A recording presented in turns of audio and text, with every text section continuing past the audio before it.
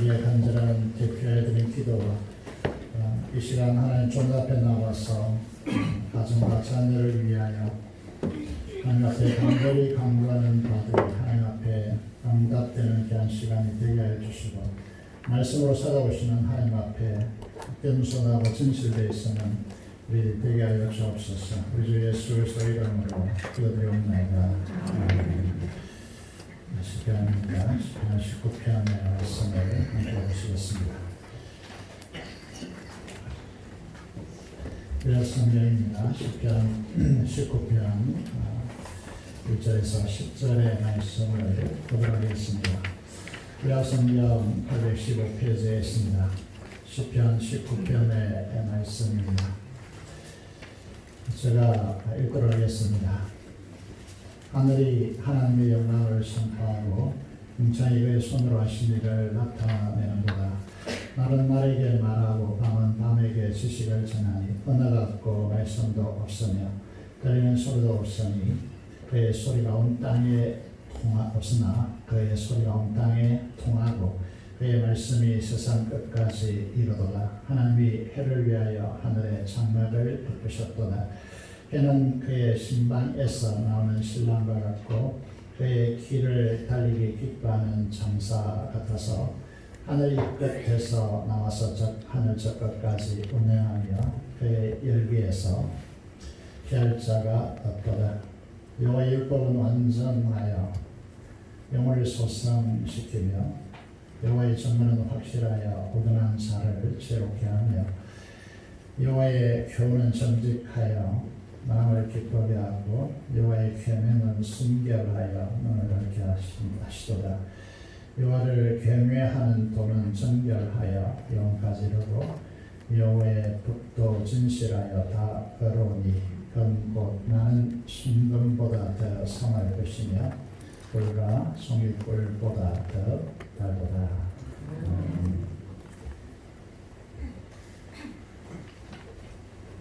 오늘은 말씀을 통해서 성부 하나님의 영광에 초점을 맞춰서 그의 압도되는 성도라고 하는 제목으로 하나님의 말씀을 선포하기를 원합니다. 오늘 말씀은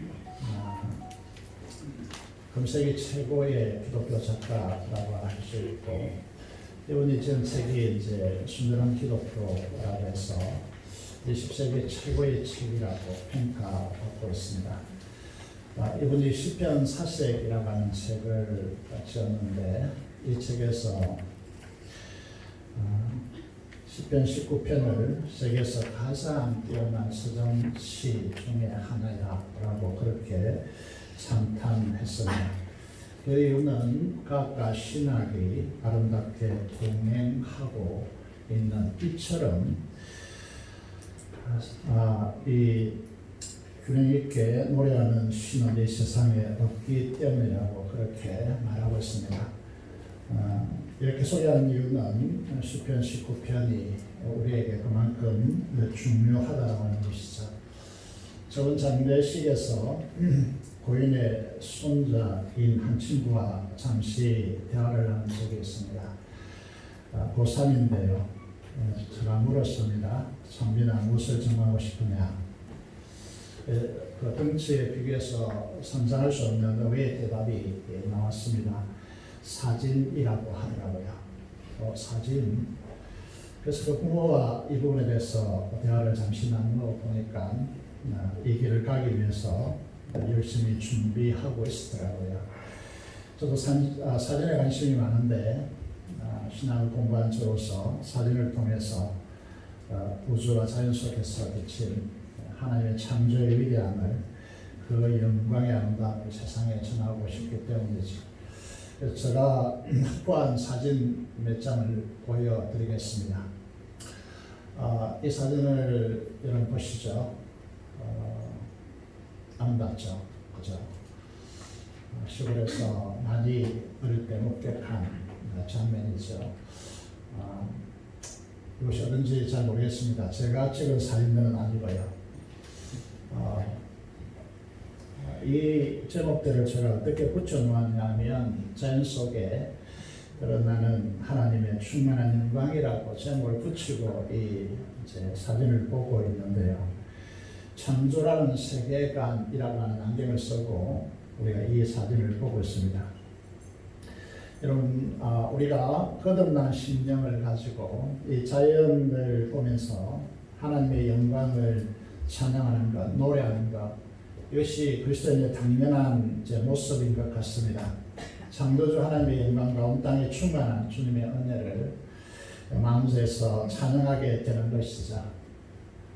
이제 우리의 시선을 자연에서 우주로 좀 돌려보기로 원합니다. 오늘 시편 19편 1절을 보면 이렇게 기록되어 있죠. 보시겠습니다. 다시 어떻게 말하고 있습니까? 하늘이 하나님의 영광을 선포하고 궁창이 그의 손으로 하신 일을 증명한다라고 고백하고 있습니다. 여러분, 이 말씀이 우리에게 다가서고 있는지, 우리 마음도 흔쾌히 그렇게 고백할 수 있는지, 이것 부분을 이제 보셔야 될 것 같습니다.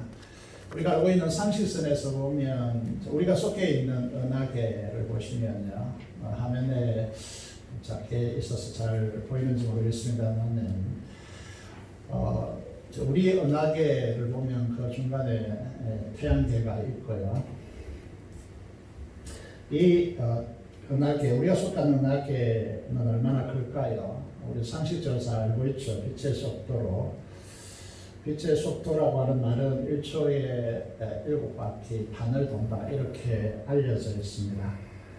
이 은하계, 우리가 속한 은하계만 해도 그 길이가 빛의 속도로 10만 년이나 가야 이제 이 끝에서 저 끝까지 도달할 수 있는 그런 이제 이 은하계입니다.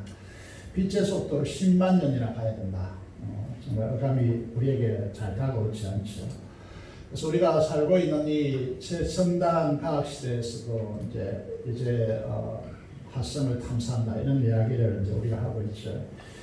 태양과 같은 스스로 빛을 내고 열을 낼 수 있는 이 태양과 같은 이 항성은 이 우리 은하계에 1000개 정도 위치하고 있다, 이렇게 말해주고 있습니다.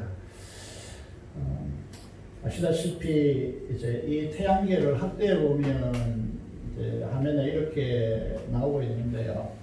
이 태양야만 해도 빛의 속도로 3만 년이나 가야 끝에서 끝에 도달할 수 있다, 이렇게 알려지고 있고요. 그래서 우리 은하계만 있는 것이 아니고 안드로메다 은하계와 같은 은하계가 이제 25,000여 개 정도 이 우주에는 존재한다, 이렇게 알려져 있습니다. 그래서 이 우주를 측정한다는 것이 거의 불가능하죠. 그래서 인간이 지금까지 측정한 은하계는 전체의 5%밖에 인간이 탐지하지 못했다, 이렇게 되었습니다. 근데 우리가 생각할 때 이 우주는 아무 소리가 없는 듯하고, 우주를 생각해 바라보면 아무 소리도 없는 호요 그 자체인 것 같이 느꼈습니다. 그런데 다윗은 오늘 우리가 읽은 시편 19편 1절에서 3절을 보면 하늘이 하나님의 영광을 선포하고 있다, 이렇게 되었습니다. 궁창이 하나님의 손으로 창조하신 역사를 드러내고 있다, 이렇게 기록되어 있죠.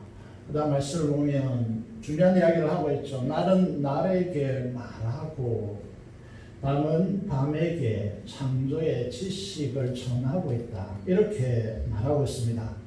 언어도 없고 말씀도 없으며 들리는 소리도 없는데 4절 이하에 보면 그의 소리가 온 땅에 통하고 그의 말씀이 세상 끝까지 이른다라고 그렇게 적고 있습니다. 여러분, 이게 사실일까요? 사실 지구가 하루에 한 바퀴 자전하고 있죠. 엄청난 속도로 지금 돌고 있는 것이죠. 태양 주변을 1년에 한 번 도는 걸 공전이라고 하고 있습니다. 엄청난 속도와 소리가 있다는 것이 우리가 객관적으로 알 수 있습니다. 그런데 우리는 그 속도와 소리를 느끼지 못하고 듣지 못합니다. 하나님께서 그렇게 창조하고 디자인했기 때문이죠. 그래서 인간이 들을 수 있는 소리는 20에서 2만 헤르츠 그 사이만 딱 소리를 듣게 하나님께서 창조해 놓았습니다. 지구가 도는 소리를 듣지 못하도록 만약에 듣는다면 어떻게 되겠습니까? 그래서 다윗은 신비스럽게도 놀라운 사실을 진술하고 있는 것이죠. 우주에는 소리가 있다.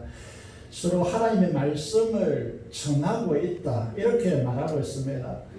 오늘 우리는 제품과 제품이 소통하는 시대를 살고 있죠. 그래서 오늘의 시대를 AI 인공지능으로 제품끼리 소통하는 시대를 우리가 살고 있다. 그렇게 말합니다.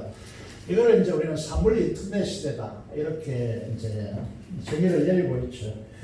이 우주는 하나님의 창조주 하나님의 영광과 그 소리를 놀랍도록 서로가 전하고 있다라고 다윗은 선언하고 있습니다. 21세기에 와서 비로소 우리는 이걸 이해하는데 다윗이 그 시대에서 이렇게 선포하고 있다는 것이죠. 여러분, 하나님의 거듭난 백성들은 하늘의 지혜로 찬양하게 되었습니다. 온 우주와 이 땅에 가득한 하나님의 영광과 충만한 은혜에 압도되어서 찬양하게 되어져서 이게 되어야 우리는 진정으로 하나님을 예배하게 되어지고 찬양의 자리에 서게 되는 것이죠. 이게 안 된다면 찬양은 다 가짜일 수 있습니다. 우리는 찬송가 79장을 잘 알죠, 그죠? 여러분, 주 하나님 지으신 모든 세계 내 마음속에 그리워올 때 하늘의 별 울려 퍼지는 내 성 주님의 건강 우수의 찬양 주님의 높고 위대하심을 내 영혼이 찬양하네. 이 찬양을 부를 때마다 눈물이 납니다. 마음에 엄청난 감정이 밀려오는 것이죠. 전에도 말씀드렸지만 한 천문학자는 이 우주에 대해서 이렇게 진술했습니다. 이 우주, 강한 우주를 우주 속에 있는 한 인간, 우리를 어떻게 비교할까? 그래서 이 지구상에 수많은 전등들이 있는데요. 그 전등들이 도대체 몇 개나 될까요? 그 수많은 전등 중에서 오늘 우리 본당에도 전등이 몇 개나 됩니까? 이 전등 하나에 나르는 하루살이 날파리 하나. 이 우주에 비교해 보면 우리 자신을 그렇게 비교할 수 있다고 말했습니다. 이런 미천한 우리를 창조주 되신 주님이 우리를 어떻게 사랑하십니까? 그래서 이 우주에 가장 아름다운 이야기가 있다면 우리가 유년 시절부터 즐겁게 불렀던 아름다운 이야기가 있네. 구세주의 사랑 이야기. 이 찬양을 부르는 것이죠. 영광스러운 천국 떠난 사람 나와 같은 죄인 구하려. 2절입니다. 넓고 넓은 우주 속에 있는 많고 많은 사람들 중에 구원받고 구원받은 이 몸 주의 사랑받고 사랑하네.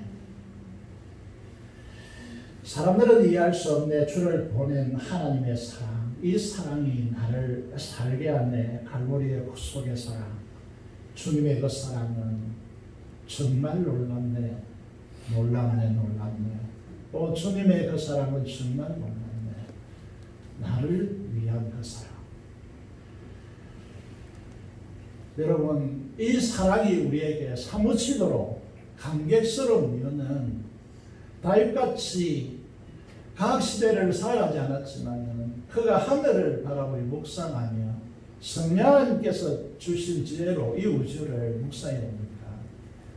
이 우주에 충만한 하나님의 영광, 그리고 그 사랑이 어디로 향하는가? 우리 시편 19편을 이해하려면요, 시편 8편을 보셔야 됩니다. 시편 8편을 보시면요, 여호와 우리 주여, 주의 이름이 온 땅에 어찌 그리 아름다운지요. 주의 영광이 하늘을 덮어납니다. 이 정서가 여러분 가슴 속에 닿아 있습니까? 여러분, 이 창조한 주의 손가락으로 지으신 달과 별들을 내가 보니 사람이 무엇이란데 주께서 그를 생각하시고 인자가 무엇이란데 주께서 그를 돌보십니까? 5절입니다. 그를 하나님보다 조금 못하게 하시고 영화와 존귀로 간을 씌우셨나이다 라고 고백하고 있습니다. 다윗은 우주 만물 속에 드러난 하나님의 충만한 영광을 목격하고 있는 것이죠. 그리고 그 충만한 신적 영광이 우리를 향하여 있고 하나님의 그 사랑의 전부를 쏟아부어서 우리와 교제를 원하고 있고, 주님께서 하나님께서 가지신 그 영광을 우리에게 부여하여서 공유하기를 원하고 있다는 사실을 바라보면서 이 표현을 다윗이 확보한 언어 세계를 통해서 어찌 설명할 길이 없어서 정말 이 부족한 언어의 결핍, 부족함을 절박하게 느끼면서 영화와 종귀로 간을 면류관을 씌웠다라고 그렇게 표현하고 있는 것입니다. 이 다윗은 언제 사람입니까? 마치 21세기를 넘어서서 최첨단 과학시대를 살고 있는 듯합니다. 그런데 다윗은 언제 사람입니까? 예수님 오기 전 BC 주전 청년경에서 900년경으로 이제 그렇게 지나가는 그 시대에 살았던 사람입니다. 이렇게 말하면 잘 기억이 되지 않겠지만요, 잘 다가오지 않겠지만 우리나라 역사를 비교해 보면 언제 시대입니까? 이 시대가 고조선 시대입니다. 이 시대 때 다윗이 어떻게 이렇게 글을 적고 노래할 수 있었을까요? 하나님의 사람들은요, 하나님의 말씀을 통해 하나님을 묵상하면요, 시대와 공간을 초월합니다. 그래서 시대와 공간을 초월해서 진리를 뿜어내는 것입니다. 5절에 보면, 10편 19편 5절에 보면 다윗은 태양의 중요성을 진술하고 있습니다. 신방에서 나온 신랑과 달리 하늘을 달리는 장사와 같다, 이렇게 표현합니다. 태양의 그 빛과 열은 지구촌의 모든 생명체의 에너지와 기쁨을 줍니다. 그래서 이 태양계에서 태양이 차지하는 위치는 절대지라고 말씀드릴 수 있습니다. 하늘의 장막을 베풀었다는 것은 지구의 공전과 자연을 통해서 태양의 그 열과 빛을 통하였어요. 이 지구촌의 골고루 생명과 풍성함과 행복을 주는 기쁨을, 행복을 이제 찬양하고 있는 것이죠. 그런데 이게 이제 5절까지는요, 자연을 노래하는 것 같지만은요, 5절에서 기묘하게 말씀과 연결고리를 우리에게 보여주고 있습니다. 다윗의 강조점은 태양을 강조하는 것이 아닙니다. 인간은 하나님께서 창조하신 창조의 극치입니다. 인간을 가리켜서 우주의 축소판이라고 그렇게 말합니다. 이 한 가지만 봐도 그거는 단번에 알 수 있는데, 우리 몸에 있는 핏줄의 길이가 12만 킬로입니다. 이거를 우리가 이제 비교해 보시면요, 지구의 둘레가 4만 킬로 정도인데요, 이건 3배가 되는 것입니다. 우리의 몸이 얼마나 이제 엄청난 것인가를 보여주는 것인데요, 우리의 핏줄을 다 연결하면 12만 킬로예요. 지구를 3바퀴 돌린다는 뜻이죠. 여러분, 그리고 이 과학자들, 의사들이요, 인간의 영혼이 언제부터 형성되었는지, 어디로부터 오는지 아무도 지금까지 밝혀내지 못하고 있습니다. 다윗은 우주 만물 속에 드러난 하나님의 충만한 영광을 이제 목격하고 있는데요, 이 영광을요 바라보면서 다윗은 이제 이 인간에게 태양이 태양계에 있어서 중요하듯이요, 이 태양이 어떤 존재인가를 이제 신술하고 난 뒤에요, 인간의 이 우주의 축소판이라고 하는 이 인간에게 태양과 같이요, 아니 그보다 더 중요한 것이 뭐라고 말하고 있느냐 하면 토라라고 말하고 있습니다. 율법이라고 말하고 있습니다. 성경이라고 말하고 있습니다. 우리는 이 토라요, 하나님의 말씀을 자연은 일반 계시라고 이야기하고, 이 성경 말씀을요 특별 계시라고 이야기합니다. 이 말은 이제 하나님의 말씀이요 우주의 축소판이라고 하는 우리들에게 태양보다 더 중요하다라고 하는 의미입니다. 그래서 우리가 10편 1편에 출발할 때 복 있는 사람은 뭐라고 했습니까? 말씀을 즐거워하고 그 율법을 취하로 묵상하는 자로다라고 말하는 이유가 여기에 있습니다. 10편 19편 10절을 한번 볼게요. 한번 보시겠습니다. 10절을 보면 우리가 자본주의 세상 속에서요, 중요한 것이 이제 금이죠. 그죠? 금고 많은 순금보다 어떻게 한다고요? 말씀을 더 사모할 것이며 이랬습니다. 그 말씀에 사모하고 말씀에 들어가 보면 그 말씀의 맛이요 어떻다는 것입니까? 꿀과 송이꿀보다 더 달도다라고 했습니다. 여러분 이 시편 19편 7절 이하에 보시면요, 요의 율법은 완전합니다. 그래서 영혼을 소생시킵니다. 소생시킨다는 말은 히브리어 수고로서 되살린다는 것입니다. 말씀만이 영혼을 되살릴 수 있습니다. 요의 증거는 확실하다고 했습니다. 그래서 우둔한 자를 지혜롭게 한다고 했습니다. 이 말씀을 이제 사도 바울의 경우를 들어서 생각해 보면 예수 믿기 전에 사도 바울은 당대 최고의 율법 학자 랍빈 가마리엘을 이을 유대 최대 차세대 최고의 지성인이었습니다. 그런데 그 지성을 예수를 믿는 자들을 죽이는 데 사용되어졌습니다. 그러나 다메섹 도상에서 예수님을 만나고 난 뒤에 그는 어떻게 고백합니까? 빌보서 3장 7절에서 8절을 잠시 보시면요, 사도 바울은 이전에 알았던 모든 지식을 배설물로 여긴다, 해로 여긴다, 이렇게 이제 고백하고 있습니다. 이전에 알았던 지식이 무엇입니까? 하나님 백성으로 하나님을 잘 믿고 잘 섬기기 위해서 이제 이 율법이죠, 토라였습니다. 그 짐서를 우리가 탈무드라고 이야기합니다. 그 탈무드도 안 돼가지고요, 그것을 어떻게 실행할 것인가의 문제를 이제 고민한 것이 유대인의 유전이죠. 장로들의 유전, 전통이라고 할 수 있습니다. 우리 책에도 비슷하죠. 그런데 사도 바울은 그 모든 것을 잊고 배설물로 여긴다라고 말합니다. 무엇을 보지 못했다는 것입니까? 토라의 중심인 예수 그리스도를 보지 못했다는 것입니다. 신앙은 지식이 아닙니다. 관계 속에 있는 인격적인 삶입니다. 그래서 사도 바울은 어떻게 진술합니까? 이제 우리가 좀 어렵게 여겨지는 말씀 중에 하나인데요. 고린도전서 1장 30절을 보면 너희는 하나님께로부터 태어나서 예수 그리스도 안에 있고라고 우리의 존재를 정의합니다. 그런데 그 예수는요, 하나님으로부터 나와서 우리에게 지혜와 어려움과 거룩함과 구원함이 되셨다라고 그렇게 말하고 있습니다. 이 말씀을 딱 보면 무엇이 느껴지느냐 하면, 교회에서요 성경 공부 열심히 하고요 제자훈련 열심히 한다고 해서 되는 문제가 아님을 직관적으로 알 수 있습니다. 다시 말해서 예수 그리스도를 인격적으로 만나고 그 예수 그리스도를 마음속에 그대로 영접하지 않으면요, 우리 인간에게 꼭 우리가 영광스러운 하나님의 자녀로서 살기 위해서 절대적으로 필요한 것이 이 네 가지인데요, 지혜와 어려움과 거룩함과 구원함입니다. 이 네 가지가 절대적으로 필요한데 예수 그리스도가 인격적으로 그 안에 살아있지 않으면요, 이것은 그에게 주어질 수가 없다라고 하는 것을 우리에게 이제 말씀하고 있는 것이죠. 단번에 알 수가 있는 말씀이죠. 그런 의미에서요, 여러분 우리가 이제 말씀을 어떻게 대하느냐라고 하는 굉장히 중요한 문제인데요. 그래서 이 부분에 대해서, 이 사실에 대해서 사도 바울은 알지 못했습니다.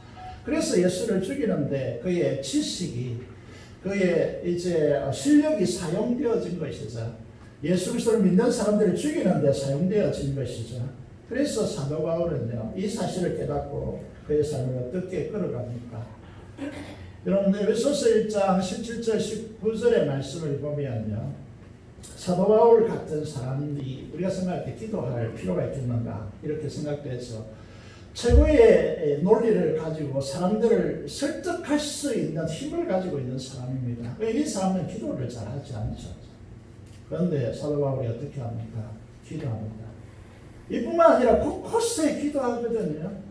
여러분 우리가 진정한 신앙이 되려면요, 기도하셔야 됩니다. 기도 없으면 아무것도 안 됩니다. 그래서 여러분 이 사도 바울의 에베소 교회를 향한 기도를 보십시오. 에베소 교회에게 가서 복음을 전했고요, 다시 가서 그들을 설득하고 논리를 가지고 그들을 그 논리 가운데 이끌 수 없었겠습니까? 그런데 그것을 통해서 이런 것들이 확보되지 않기 때문이죠. 그래서 기도합니다. 계시와 계시의 영을 너에게 주사 하나님을 알게 하시고 마음 눈을 밝히사 그의 부르심의 소망이 무엇인지, 성도 안에서 그 기업의 영광의 풍성함이 무엇인지, 그 힘의 위력으로 역사심을 따라 믿는 우리에게 베푸신 능력이 지극히 크시니 어떠한 것을 우리로 알게 하시려고 합니다. 우리가 부모라면요, 특별히 어머니라면요, 여러분 이 기도를 반드시 여러분 기도에 탑재하셔야 되거든요. 여러분 자녀가 복되다고 하는 것은 우리의 세대가 이 기도를 우리의 가슴에 탑재했다는 걸 의미합니다. 이게 탑재되지 않고요, 기도한다는 것은 여러분 자녀가 불행하다는 의미를 지니고 있거든요. 그만큼 이제 기도가 중요한 것이다, 이렇게 말씀을 드릴 수 있습니다. 다른 말로 말하면 진정한 알미라고 하는 거요, 우리에게 필요한 알미라고 하는 것, 하늘의 지혜라고 하는 것은 기도를 통해 온다, 그렇게 말씀을 드릴 수 있죠. 시편 19편 8절의 말씀을 보시면요, 말씀은 정직합니다. 정직하기 때문에, 정직하지 않으면요, 그 사람에게 기쁨이 올 수 없습니다. 이거는 완전한 진리인데요, 정직하지 않으면 기쁨을 누릴 수가 없습니다. 코미디 같은 기쁨은, 허무한 기쁨 누릴 수 있을지 모르겠지만, 여러분 말씀이 정직하기 때문에요, 하늘로부터 오는 기쁨을 우리에게 줍니다. 말씀은 정결하기 때문에 영원합니다. 여러분, 우리가 이 세상에 속해 있는 지식들은 시대가 변천하면 소멸됩니다. 그런데 말씀은 그렇지를 않습니다. 영원하다는 것이죠. 진실하기 때문에 우리를 어로 세워주십니다. 여러분, 그런 이 말씀에요, 성령 하나님의 역사가 필요합니다. 그래서 우리는 이런 말들을 설교를 통해서 수없이 듣죠. 배우면 배울수록, 알면 알수록, 주의 영광의 자리에 나아가면 나아갈수록 우리는 더 모르는 자가 되고, 우리는 더 낮아지고 더 겸손할 수밖에 없다라고 말합니다. 우리는 조금 안다고요. 그것도 성경 공부를 가지고, 성경 공부나 다른 통로를 통해서 성경을 조금 안다고 해서 교만해져 버린다면, 그것은 벌써 눈이 가려워져 버린 사람이다, 이렇게 말씀드릴 수 있습니다. 그래서 이제 사도 바울은 고린도서 3장 16절에서 18절에 중요한 말씀을 하고 있습니다. 이제 우선 우리가 이 고린도서 4장부터 먼저 가서 돌아올게요. 이제 사람들에게요, 이 세상의 신이 믿지 않는 자들의 마음을 혼미하게 하며 그래서 영광의 몸의 감체가 비치지 못하게 하고 있다, 이렇게 말하고 있습니다. 여러분, 이 세상 사람들은 다시 말해서 눈에 무엇이 덮여져 있다, 이렇게 말씀하고 있습니다. 이 사도 바울은 잘 알겠습니다만 다메섹 도상에서 주를 만나서 아나니아를 만나기 전까지 그의 눈에 덮여 있었습니다. 앞을 보지 못했습니다. 그 경험을 통해서 이 진술을 하는 것이죠. 이 세상도 마찬가지로요, 우리가 밖에서 들어오지 않았다면, 우리가 이곳에만 살았다면 창문이 불투명하게 이렇게 불투명한 이 창문으로 되어 있기 때문에 밖에 뭔가 있는 것 같지만 밖에 보이지 않죠. 그와 같은 상태에 있다고 말하고 있는 것입니다. 그러면 이제 이게 언제든지 주께로 돌아가면 이 수건이 벗겨지리라고, 주의 영이, 주는 영이시니 주의 영이 계신 곳에는 자유가 있다라고, 우리가 다 수건을 벗은 얼굴로 거울을 보는 같이 주의 영광을 보매 그랬습니다. 여러분, 주의 영광을 본다, 이 말이 이제 우리에게 굉장히 어려운 단어인데, 이건 이제 예수님을 만나보면 이 단어가 어떤 뜻인지 우리 가슴에 팍 꽂힙니다. 그래서 그와 같은 행상으로, 주의 행상이라는 단어만 해도 신학교에서 한 학기를 가르치는 내용인데요, 이 영광에서 영광에 이른다, 이런 단어들이요, 우리에게 무지하게 힘든 단어거든요. 그런데 성령 하나님 안에서 우리의 눈이 딱 열리면요, 이거는 그냥 팍 다가오는 이 단어들이거든요. 누가 가르쳐 줘서 되는 단어가 아니다는 것이죠. 새는 우리의 눈을 가립니다.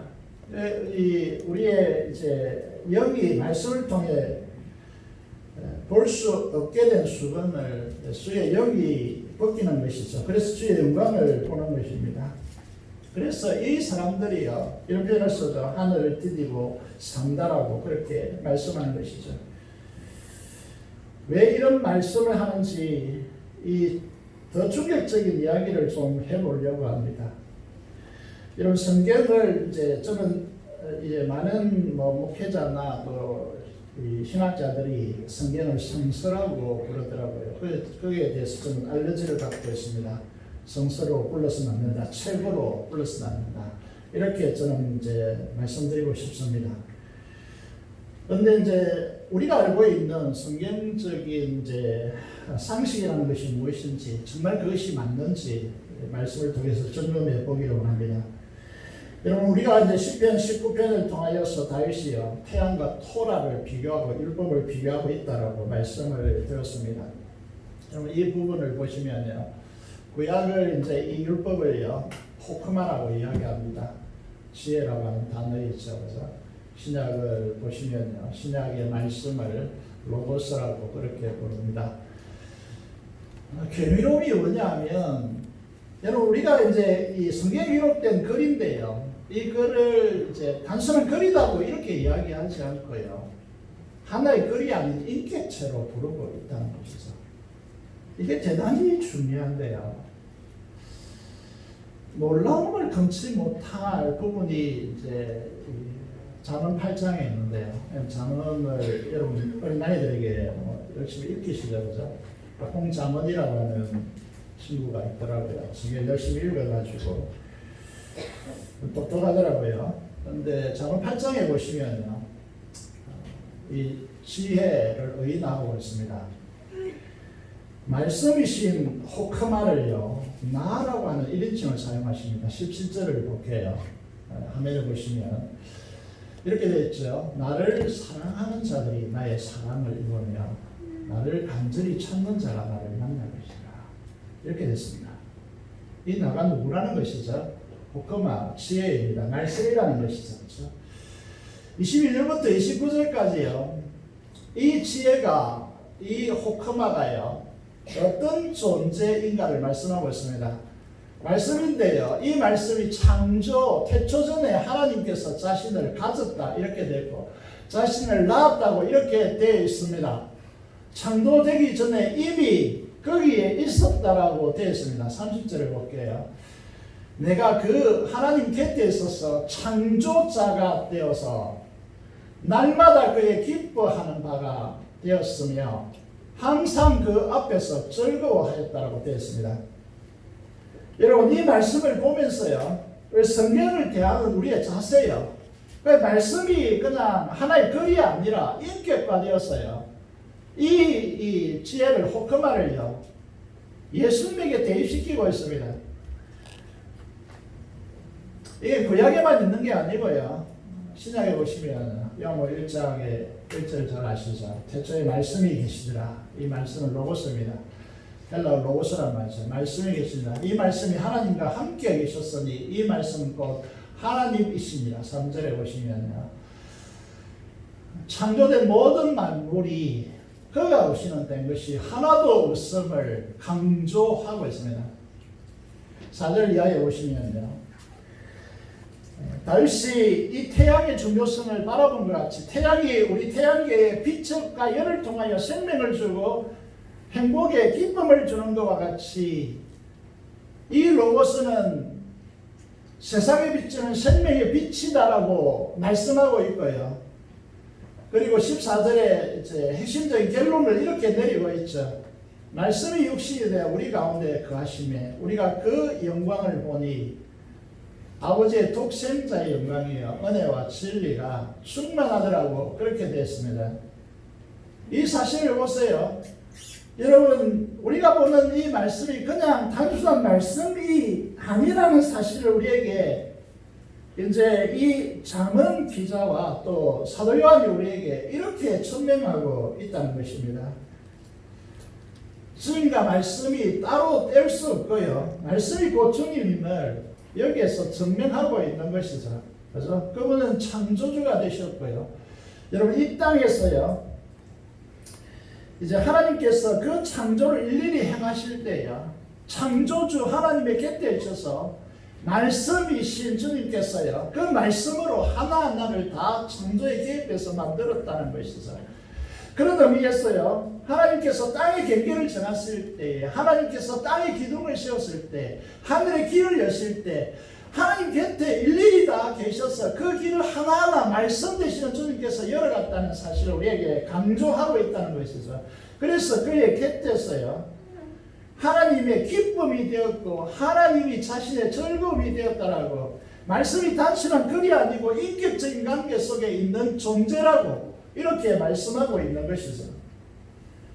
여러분, 이 사실에 대해서 여러분 말씀을 대할 때마다 여러분 이 사실을 주목하고 말씀을 펼쳐야 된다는 사실을 기억해야 된다는 것이죠. 그래서 우리는 이렇게 고백하죠. 우리 성도들이 고백하는데 말씀은 생명이다라고.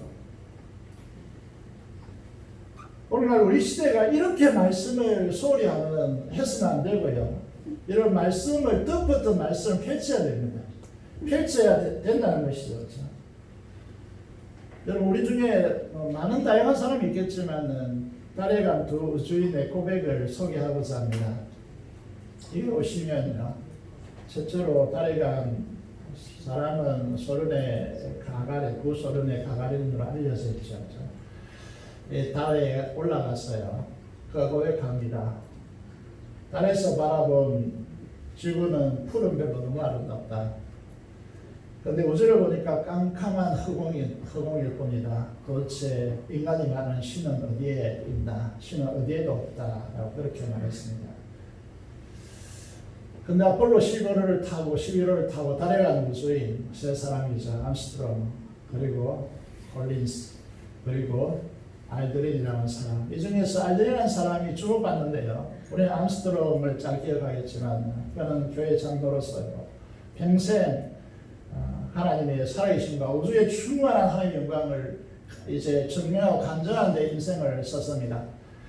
여러분, 이들이 이제 세 명이요, 달나라에 가서 무엇을 했다고 생각하십니까? 거기에서 성경 두 말씀을 펼쳐서 읽었습니다. 그 말씀이 뭔지 아세요? 요한복음 15장 5절입니다. 그리고 한 말씀은 우리가 오늘 읽은 시편 8편 3절에서 4절입니다.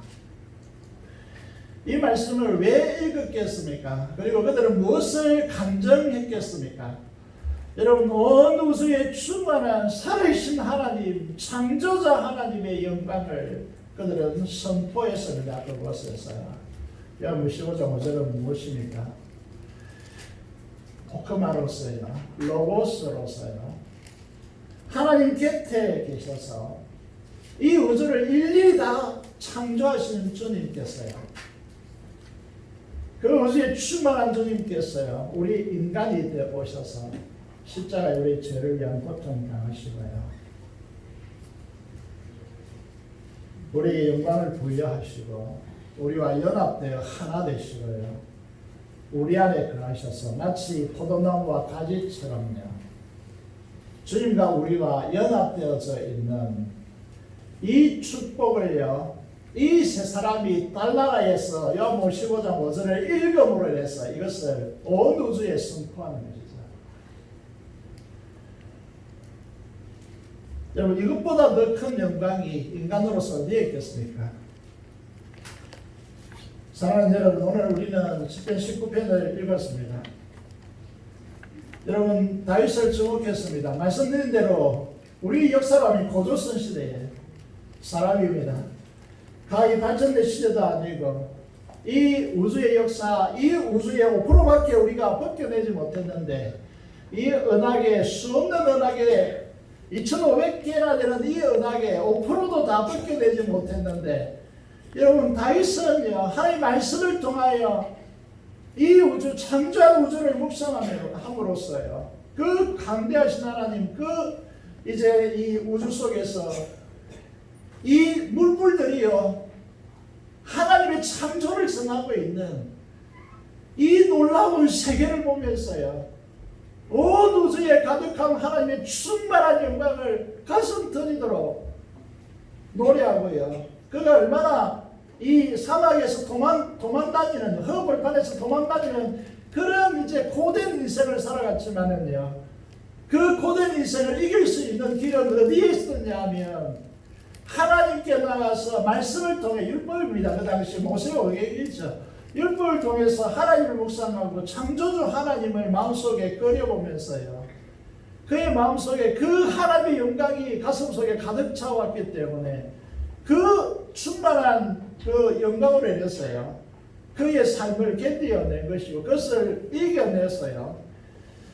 여러분 하나님 되신 왕 되심을 그의 생애를 통해서 드러낸 것이죠. 오늘 아침에 큐티를 하는데요. 시편 22편입니다. 예수님 태어나기 1000년 전의 사람이죠. 이 사람이요, 그의 삶에서 당하는 고난과 고통을 진술을 하는데요. 그냥 시로 표현했는데요. 이것이 1000년 뒤에 오셔서 십자가에 못 박히는 예수님의 그 십자가를 적나라하게 드러내는 계시가 되었다고 하는 사실을 오늘 본문을 통해서 큐티를 통해서 읽어낼 수가 있었습니다. 다시 말해서 무슨 말씀을 드리고 있느냐 하면 하나님의 영광이 차 있고요. 이 말씀을 호크마와 로고스라고 하는 이 가점을 통하여 말씀을 받는 사람들의 생애는요, 우리의 어려움과 우리의 고난과 우리의 삶 자체가요, 그냥 이 세상에 흩어지고 무너져 버리고 사라져 버린 것이 아니고 이게 계시가 되어 하나님의 말씀이 되었어요. 누군가에게 영향을 주는 그런 삶이 된다는 사실을 보게 되어지는 것이죠. 우리를 이런 자리로 불러내었습니다. 이런 자리로 불러내는 사람들을 가리켜서 너는 복이라고 부르는 것입니다. 너는 복이다. 여러분, 이런 자들이 참된 예배자로 설 수 있고요, 말씀과 기도를 통하여 하나님의 은혜의 보좌 앞에 연결되어 있기 때문에요, 그 속에서 그런 사람들을 통해서 드러나는 성령 충만함에서 퍼져나오는, 여러분, 이게 생수의 강이 흘러나오기 때문에 우리가 존재하고 우리가 말하고 인격적으로 삶을 살아가고 거기에 타치되는 모든 사람들 속에요, 여러분, 강이 살아나고 그 주변에 나무들이 살아나고요, 치유가 일어나고요, 죽음이 생명으로 바뀌는 이 놀라운 역사가 일어난다는 것이죠. 여러분, 우리 삶이, 여러분, 특별히 이제 교회가 왜 그러노 이렇게 생각하는 분들이 있겠지만은요, 교회 와서 부딪히잖아요. 가만히 있으면 부딪히지 않습니다. 하기 싫은데 가만히 있으면 부딪히지 않죠. 그래서 교회는요, 가만히 있는 사람들, 여러분, 네 신앙생활 잘한다 이렇게 말합니까? 그렇게 말하지 않습니다. 부딪힘이 있어야 이게 정상인 거예요. 여러분, 부딪힐 수밖에 없습니다. 여러분, 우리 대부분의 사람들은요, 안정되기 원하고 쉼을 원하고 안식을 원합니다. 그런데 하나님의 일이라는 것이 그렇게 해서 되는 것이 아니죠. 부딪혀야죠. 여러분, 그래서 많은 사람들이 공격하죠. 공격당해야죠. 예수님께 십자가의 고통을 생각해 보십시오. 가만히 있으면 우리 인류가 구원받았겠습니까? 여러분, 앞서 나가는 사람은 항상 공격받습니다. 그렇지만요, 하나님은 그런 사람들을 사랑하시는 것이죠. 그런데 그런 것을 우리가요, 하나님의 다윗같이요, 시편 22편 오늘 큐티를 읽어보십시오. 여러분, 뼈가 너무 아팠어요. 뼈 마디 하나하나를 다시 알아보는, 이런 뼈가 너무 아프니까요, 그 뼈 한마디 한마디를 다시 알아서 나는 뼈를 셀 수 있다라고까지 합니다. 여러분, 그런 고통 속에서 하나님의 사람들은 무엇이 피어나는 것이죠? 예수 그리스도의 그 십자가의 영광이 드러나는 것이죠. 그 복음의 생명이 피어나는 것이죠. 이게 그리스도인이지 않습니까? 그런 의미에서요, 오늘 우리는 어떤 길을 걸어가는가를 보셔야 된다는 것입니다. 오늘 두 가지 말씀을 가지고, 두 가지 측면을 가지고, 이게 이 세상에 존재하는 시 중에서 최고의 시라고, 여러분, 자연과 과학과 신학이 이 정말 조화 있는 이런 조화를 통해서 하나님을 찬양하고 있는 21세기에 서 있는 우리들에게요, 여러분, 지금부터 1000년 전에, 2000년 전의 사람이요, 다윗이요, 우리에게 엄청난 도전을 주는 것이죠. 과학이 아니라, 여러분, 과학을 넘어서는 말씀을 통해서 이 우주를 통찰하고요, 태양이라는 이 매개체를 통해서 하나님 말씀이 가지는 이 위대함을요, 다윗을 통해서 선포되고 있잖아요.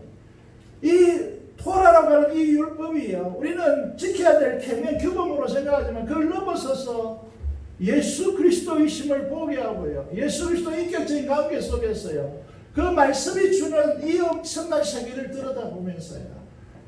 여러분, 말씀이 창조였고요. 말씀이요, 이 세상에 생명을 살리는 것이었고요. 말씀이요, 우리 인격에 참된 행복을 가져다 주는 것이었고요.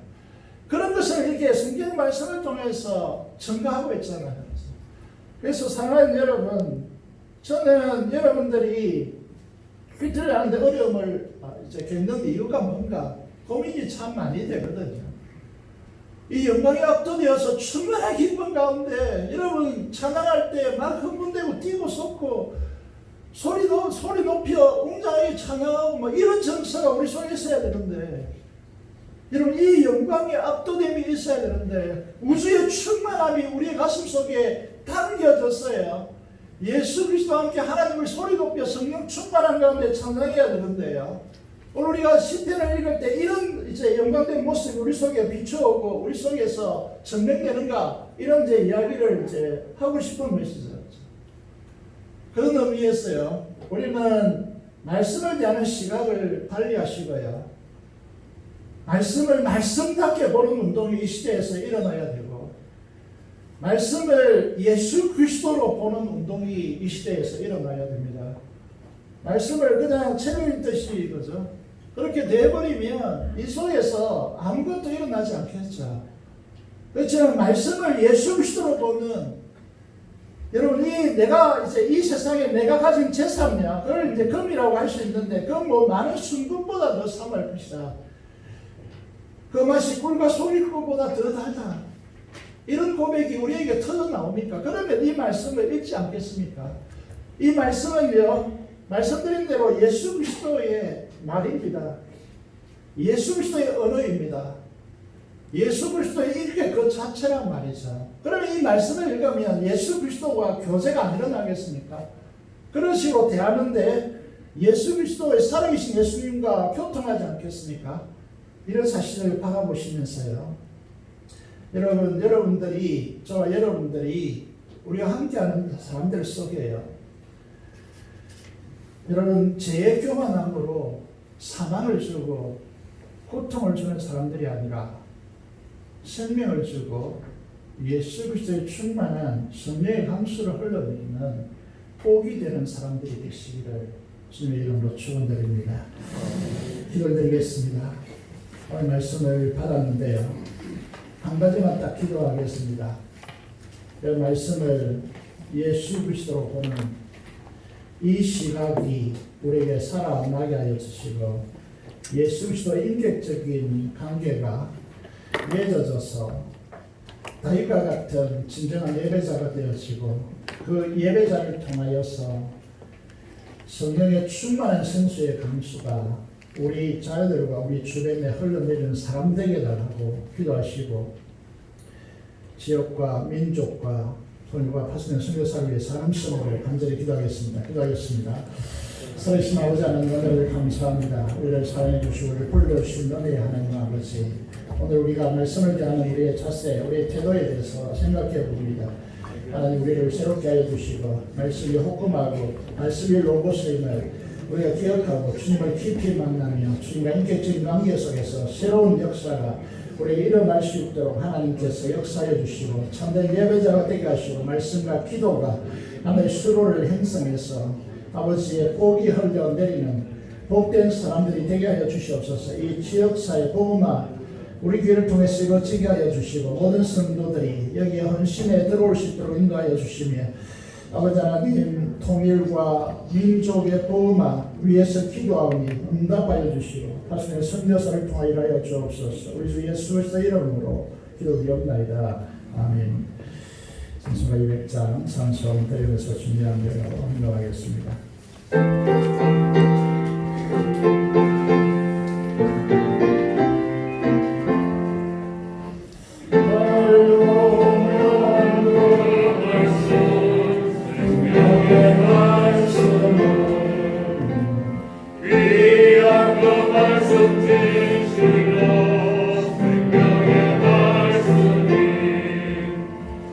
나에게 너는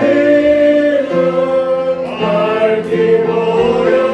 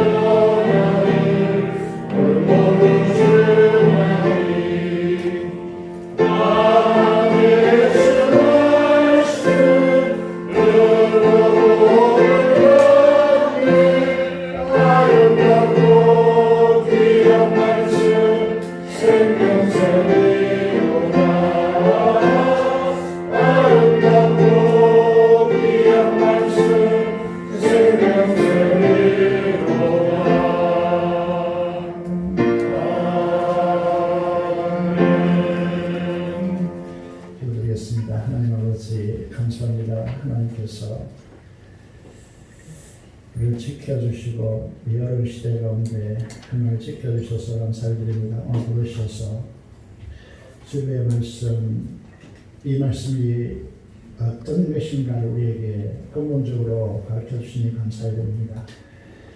이로써 드시는 주님의 말씀, 이 말씀을 사랑하고 사모하며 귀중히 여기고 함께 동행하는 우리의 삶 되게 하여 주시기를 간절히 손을 드립니다. 주님 존재 앞에 나와서 물질로 하나님 앞에 드립니다. 이 영광을 헌량하여 주시고 축복하여 주시옵소서.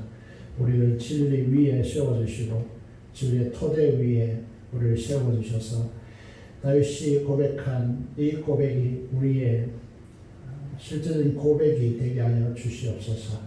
주님과 실저 목장을 따라 헌신하는 주의 자녀들을 기억하여 주시고 감사로 제사드리며 간구하는 이 감사를 하나님께서 음량하여 주셔서 하나님의 위대하심과 강대하심과 하나님의 모든 자원의 공급자 되심을 경험하여 함께 영광 돌리는 우리 성도들이 되도록 역사하여 주옵소서. 감사드리며 우리 주 예수 그리스도의 이름으로 기도드립니다.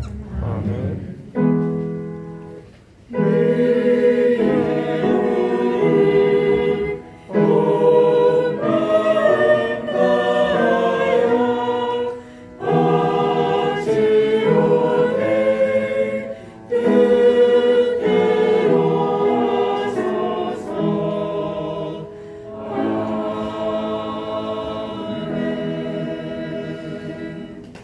교회 소식입니다. 다음 주일은 성령